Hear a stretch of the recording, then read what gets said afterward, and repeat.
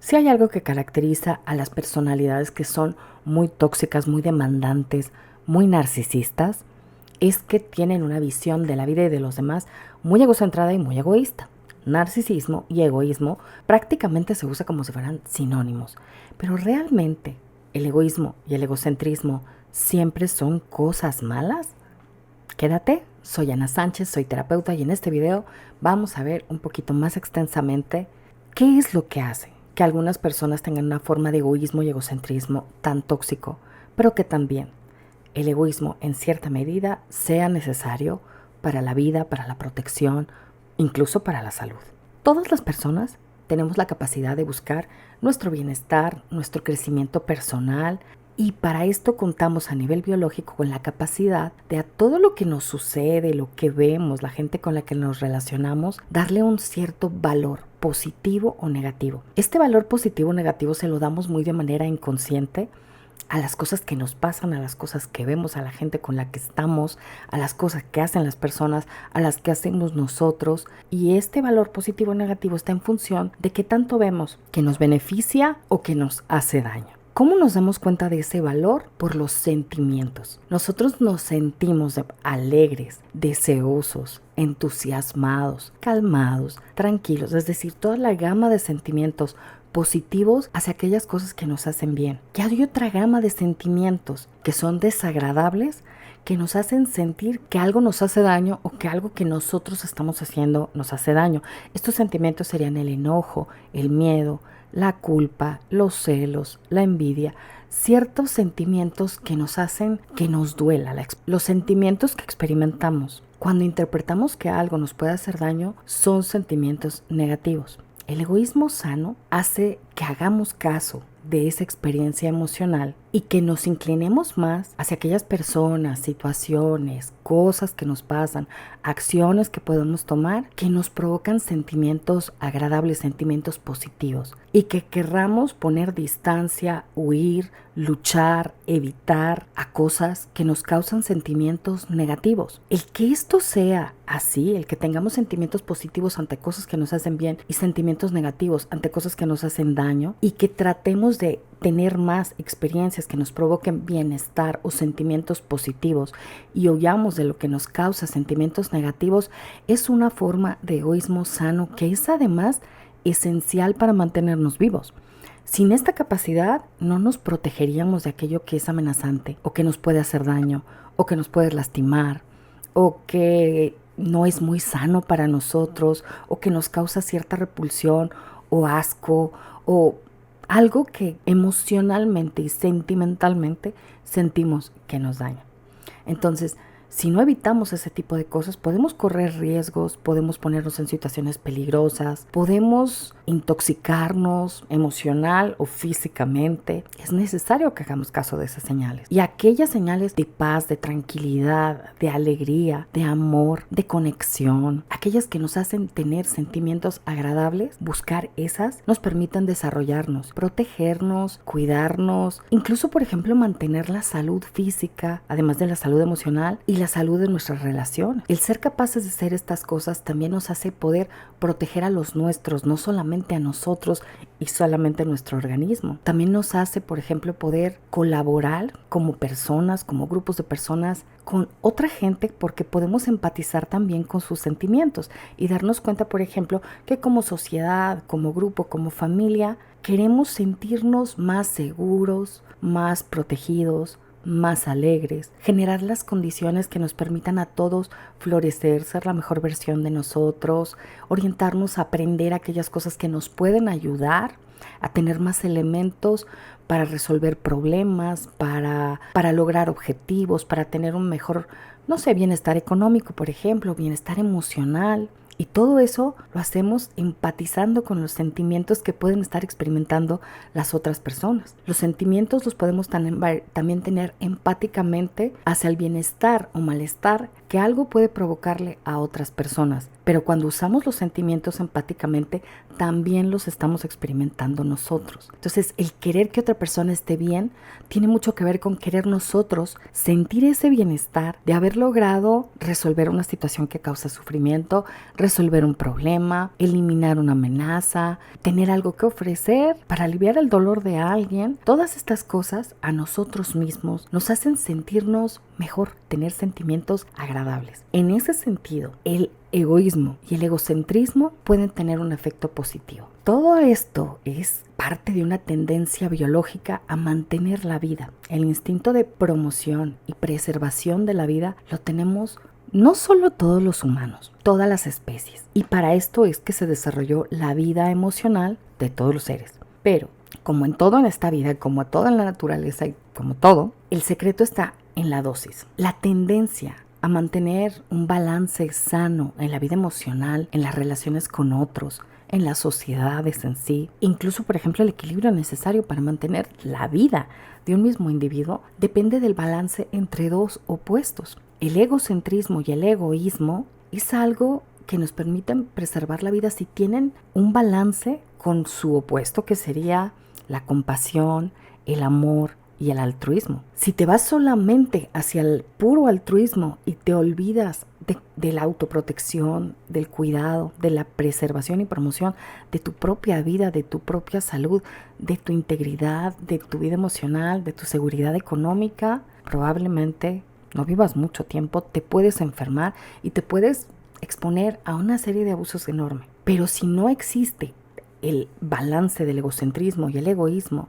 con la compasión, la empatía, el altruismo, también caemos en esta parte que ya se llama narcisismo patológico, que es cuando una persona está siendo una fuente de sufrimiento, de malestar para otras personas e incluso también se daña a ella misma.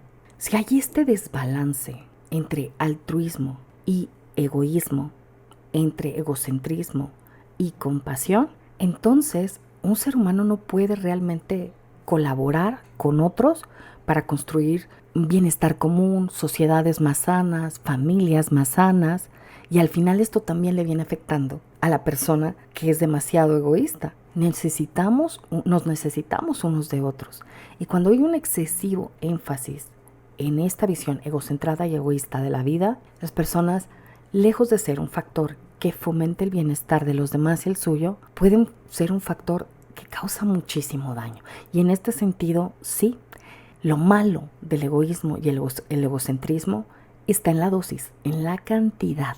Y hay muchas cosas, sin embargo, que a todas las personas nos pueden hacer disminuir nuestra capacidad de entender empáticamente a los demás, de conectar, de actuar de manera compasiva, de ver al otro como un aliado, como un ser humano que siente y sufre por las mismas cosas que nosotros y que goza las mismas cosas que nosotros. Y cuando no podemos empatizar adecuadamente con el otro, podemos cualquier persona desbalancearnos hacia una postura egocentrada y egoísta, un poco en exceso. Una de esas causas que puede debilitar mucho la capacidad de cualquier persona para tener empatía con el otro, para tener altruismo con el otro, para poder amar al otro, que son los antídotos del egoísmo y el egocentrismo, puede ser, por ejemplo, el enojo y también una visión egocentrada, es decir, la incapacidad para entender adecuadamente al otro porque tienes un prejuicio negativo hacia el otro. El enojo nos puede hacer ver más las cuestiones negativas en otra persona. Si ese enojo se vuelve crónico y nosotros tenemos una imagen distorsionada de manera negativa con las otras personas, es muy probable que podamos interpretar mal lo que hace, lo que es, lo que dice, lo que piensa, sus motivaciones, sus sentimientos, que es un prejuicio negativo que nos da un sesgo hostil hacia el otro. Este prejuicio negativo, este sesgo hostil hacia los demás, esto puede ser muy tóxico y llegar a ser incluso peligroso, que tanto en las familias como en las sociedades, en los grupos de personas, actuemos de maneras más agresivas unos con otros. El prejuicio negativo en realidad es lo contrario a la idealización, pero tanto en la idealización como en el prejuicio hostil negativo, no nos damos cuenta que estamos actuando y viendo al otro de manera egocentrada, es decir, solo vemos nuestra propia perspectiva y en los momentos que estamos en este nivel de egocentrismo no podemos mucho darnos cuenta que en realidad no estamos viendo al otro como es, juzgando sus acciones por lo que son, juzgando sus intenciones por lo que son, por la realidad, y que no nos estamos realmente pudiendo relacionar con el otro, sino con una imagen mental sesgada que hacemos del otro. ¿Por qué sucede esto? Porque es muy fácil que suceda. La mayor parte de las personas tenemos que hacer un esfuerzo por entender la diferencia entre lo que el otro piensa y lo que nosotros pensamos que piensa, lo que el otro siente y lo que nosotros creemos que siente, lo que el otro hace y las intenciones que creemos que tiene, de lo que realmente significan estas para el otro. Eso requiere un esfuerzo, requiere experiencia, requiere un manejo. Lo más fácil y lo más inmaduro también es tener una posición egocentrada y pensar que lo que tú piensas, que el otro piensa es lo que piensa. Las intenciones que asumes que tiene son las que tiene. Y lo que tú crees que el otro es, eso es lo que es. Y esto puede tener exactamente este tipo de sesgos. En el sesgo positivo, alguien puede estar idealizando demasiado a la otra persona sin percibirla realmente como es. Y en un sesgo negativo, por egocentrismo también, estar devaluando al otro e incrementar la posibilidad de actuar de manera violenta con el otro o agresiva. Cuando estamos idealizando al otro desde una postura egocentrada e inmadura, no nos damos cuenta que lo que hacemos es maximizar todo lo positivo que vemos en esa persona, cualquier conducta, lo que sea que coincida con lo bueno que ya pensamos de él, conductas, pensamientos, actitudes, belleza física, sentido del humor, inteligencia, todo eso lo vamos a maximizar. Lo segundo que hacemos es minimizar todo lo negativo. Defectos, actitudes, palabras, cualquier cosa que pudiera representar un problema o un defecto en esa persona y que no coincida con la imagen ya idealizada que nosotros tenemos de él. Eso lo minimizamos, lo disculpamos, lo justificamos. Todas esas son maneras de minimizar lo negativo. Tendemos también a atribuir mejores intenciones al otro. Es decir, cuando dice algo que lastima a otra gente, que es medio agresivo, que no coincide mucho con lo que ya pensábamos, vamos a tender a justificarlo, a atribuirle mejores intenciones y todo eso lo vuelve más tolerable, más digerible, más fácil de aceptar. Por otro lado, y también vamos a resaltar mucho las semejanzas que esa persona tiene con la imagen idealizada que nosotros hicimos, a buscar todo lo que sí coincida, lo que compruebe que ese otro es como nosotros queremos que sea o como nosotros pensamos que sea. Y también el parecido que tiene con nosotros, con nuestros valores, con nuestras ideas, con nuestras necesidades y con nuestros ideales. Este es un prejuicio, no nos estamos relacionando realmente con la realidad del otro, sino con nuestra imagen idealizada del otro. En el prejuicio hostil, el que genera enojo, hostilidad, resentimiento, le hacemos al revés. Número uno, maximizamos lo negativo. Todo lo que no nos gusta es fosforescente, se nota mucho. Errores, defectos, ya sea en la personalidad, defectos físicos, palabras o cosas que dice que no nos gusta, eso llama muy poderosamente nuestra atención. Lo resaltamos mucho, le damos un peso emocional y una interpretación muy trágica, muy exagerada, muy grande, que hace que eso tenga un valor muy importante para nosotros, lo negativo. Minimizamos lo bueno. Y esto implica cualquier cosa que haga, cualquier cosa que dice, cualquier buen acto, buena idea, por ejemplo, cualidades positivas. Eso lo vamos a minimizar. O lo desvirtuamos o lo devaluamos. Entonces, cuando juzgamos el valor de esa persona, por el sesgo cognitivo que traemos, pues no lo hacemos realistamente, sino que lo vemos mucho más negativo de lo que es. Otra cosa que también hacemos es igual atribuir malas intenciones a muchas cosas que posiblemente sean completamente neutras. Por ejemplo, cosas que no dijo, cosas que no hizo, ideas que no compartimos, cosas que no nos gustan, las vamos a atribuir a su maldad o a su mal carácter o a sus deficiencias o a malas intenciones. Entonces no nada más lo convertimos en cosas que no nos gustan, sino en cosas que hizo para lastimarnos. Y también otro sesgo cognitivo que hacemos es resaltamos la semejanza de cualquier cosa que esa persona dice o hace con la imagen que nosotros nos hicimos negativa de esa persona ya. Cualquier cosa que confirme que de veras sí es terco, sí es mala persona, sí es todo lo malo que hayamos visto, entonces eso lo vamos a resaltar. Todo lo que rechazamos,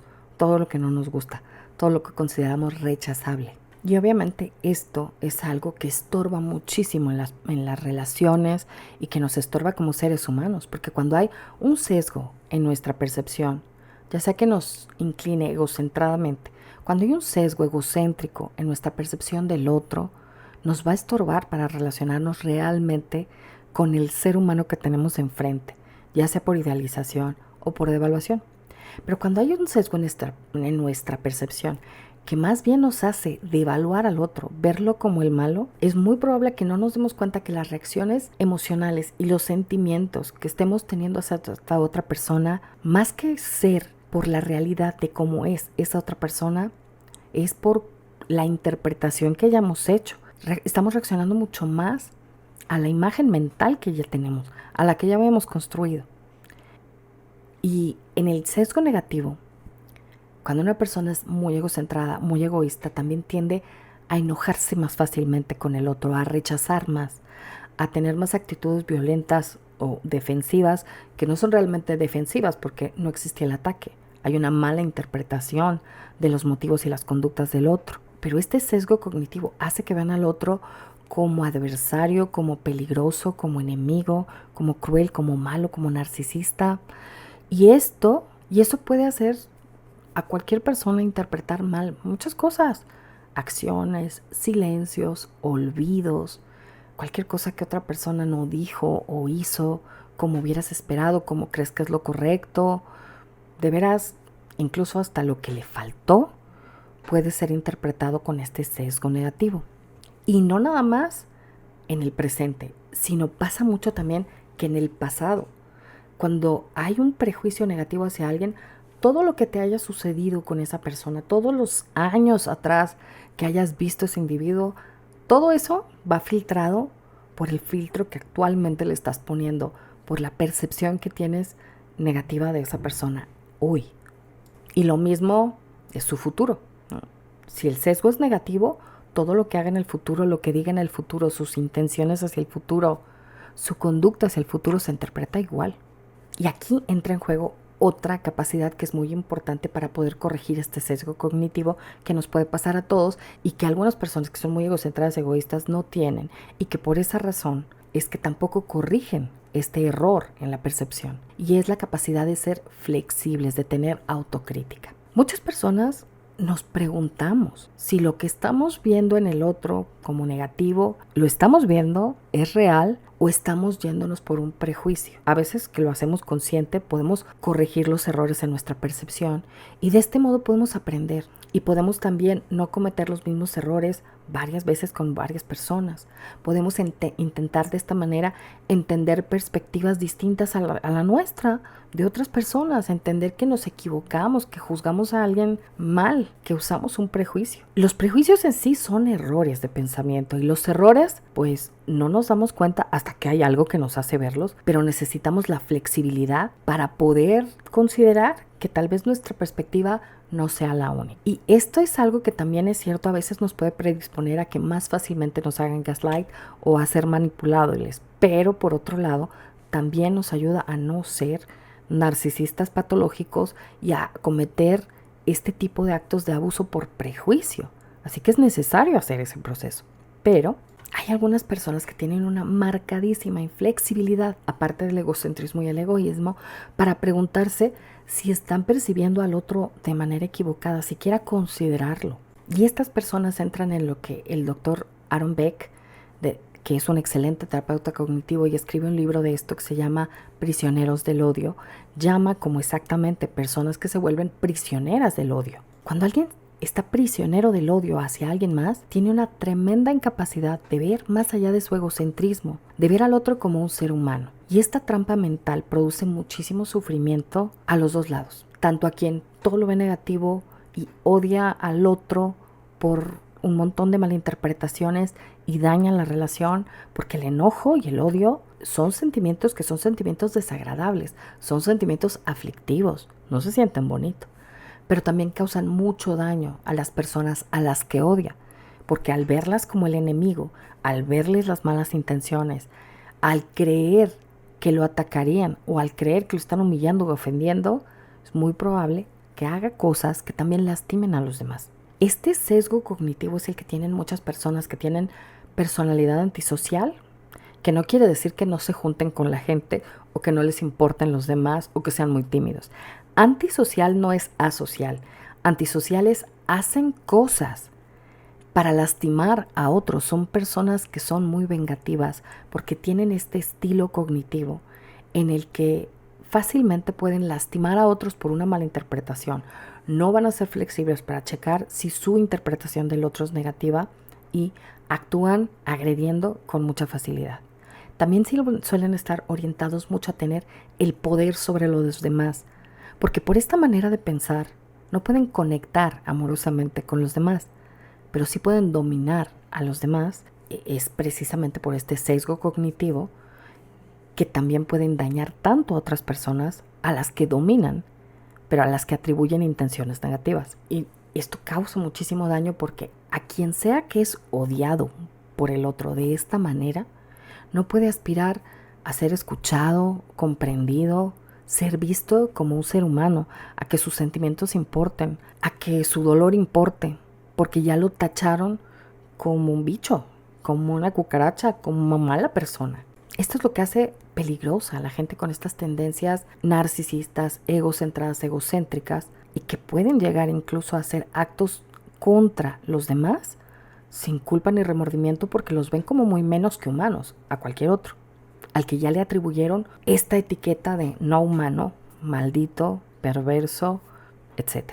Y para sorpresa, la verdad de los demás, quien tiene este tipo de sesgo cognitivo, sí se puede llegar a sentir la víctima, porque ellos agreden a los demás, humillan, castigan, boicotean sus esfuerzos, y en mucho porque dicen que el otro es un mal ser humano, narcisista, infiel, mentiroso, o porque también consideran que el otro los está humillando, los está ofendiendo, les está mintiendo, se les quiere revelar, quiere ganarles a ellos, es malo de algún modo. Le ponen un montón de etiquetas negativas. Y esto lo pueden hacer ante cosas que realmente no son agresiones, como por ejemplo, si tú no estás de acuerdo con ellos en una opinión, en algo que quieren hacer, si crees que se están equivocando en algo, esto facilísimo lo pueden desde su egocentrismo interpretar como una falta de respeto, como una humillación. Y estas personas también ponen un énfasis enorme en su imagen. Cualquier cosa que los hace ver menos que perfectos, los hace ver un error o los hace pensar que a lo mejor hay otra gente que lo puede hacer mejor, lo consideran una humillación. Y por otro lado, tienen una manera de interpretar las humillaciones o cualquier cosa que a ellos les duele de una manera vengativa, porque para ellos, si el otro les hizo algo a ellos, que la verdad no siempre es que les hagan algo, la mayor parte de las veces interpretaron que el otro hizo algo para lastimarlos, o si ellos se sintieron enojados o indignados, asumen que fue porque el otro tenía esas intenciones, merece un castigo. Es tú me haces, tú me la pagas, ¿no? Y el problema aquí, tú me haces, tú me la pagas, hace que el acto para reparar el daño que están sintiendo sea lastimar al otro de alguna manera, hacer algo, decir algo, cobrársela de alguna manera. Y en este caso, de verdad, muchas veces inmerecido, porque parte de una suposición, de una mala interpretación de los motivos del otro, porque no lo ve como un ser humano, no lo escucha y no hay empatía con ese otro. De modo que ni siquiera siente o culpa o remordimiento por eso que está haciendo que lastima realmente al otro.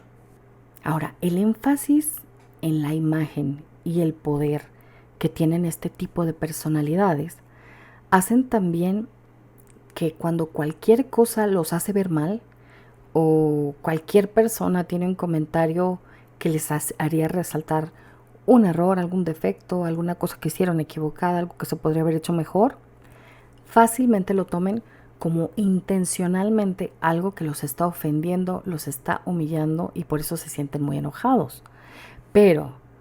Y bueno, toman este tipo de conductas que son vengativas o de castigo hacia la otra persona, y lo que sucede también es que cualquier intento de el otro a quien están lastimando, de hacerles considerar sus errores, de decirles cómo se sienten, de que empaticen con ellos y se den cuenta de lo mucho que les está doliendo la forma como los está lastimando, del efecto que está teniendo en ellos, pues la venganza o el castigo, lo van a interpretar como que el otro está exagerando, los quiere hacer sentir culpables, los está chantajeando, los está manipulando o tiene la perversa intención de hacerlos ver mal, de hacerlos quedar mal. De hecho, cualquier intento tuyo de lograr empatía y consideración por parte de alguien que tiene este tipo de personalidad se va a tomar como un acto de agresión de tu parte. Entonces, lejos de que tu dolor cause cualquier tipo de compasión o empatía, va a causar mayor agresión. Y lo va a causar porque cualquier cosa que ellos interpretan como ofensa, en su manera de pensar, orientada hacia el poder y orientada a restablecer la imagen por medio de la venganza, cualquier cosa que a ellos los lastime es una ofensa que tiene que ser cobrada. Y cobrada a modo de a ti te tiene que doler o a quien crean que les ocasionó esa humillación. Y es por esto que en realidad el egoísmo, el egocentrismo, combinado con esta inflexibilidad y falta de empatía, por supuesto que sí puede ser mala. Porque los actos derivados de esta manera de pensar sí es algo con el que pueden ocasionar muchísimo daño a otras personas, no corregir el error, no sentir culpa y realmente puede llegar a ser muy peligroso. Esto está en el origen del narcisismo maligno y de las personalidades antisociales. Y es por esto que también es importante que la gente no se sienta mal cuando, por ejemplo, piensa, pero ¿por qué me equivoqué? Si yo siempre estoy pensando de si estaré percibiendo al otro bien o no, de si me estaré equivocando o no. El equilibrio entre el egocentrismo y el egoísmo es un equilibrio delicado, ¿no? No quiere decir que actuar de manera egoísta de verdad te va a salvar la vida, tus relaciones, te va a aumentar la autoestima o que el problema fue tratar de entender la perspectiva del otro. No, en el tratar de entender la perspectiva del otro a veces nos podemos equivocar. Pero la manera egocentrada, inflexible de pensar y de juzgar a otras personas es el origen de cualquier forma de abuso. Si tienes empatía, ese no es el problema. Este mundo puede ser mejor cuando la empatía de las personas sensibles, empáticas, se eduque y puedan identificar ciertas conductas como peligro de una manera más puntual que les permita protegerse. Pero el egoísmo y el egocentrismo pueden ser causa de muchísimo sufrimiento para quien los tiene y para aquellas personas que se ven afectadas por él, ¿no? Por favor, si te gustó el video, regálame un like. Si quieres recibir más información de este y otros temas parecidos, si tienes alguna duda, algún comentario, déjamelo en la sección de comentarios, por favor. Y con mucho gusto lo tomaremos en cuenta, ya sea para contestarte el mensaje, el comentario, tu duda o para hacer un video con ese tema. Y por favor, cuídate mucho. Te mando un enorme abrazo. Con cariño, Ana.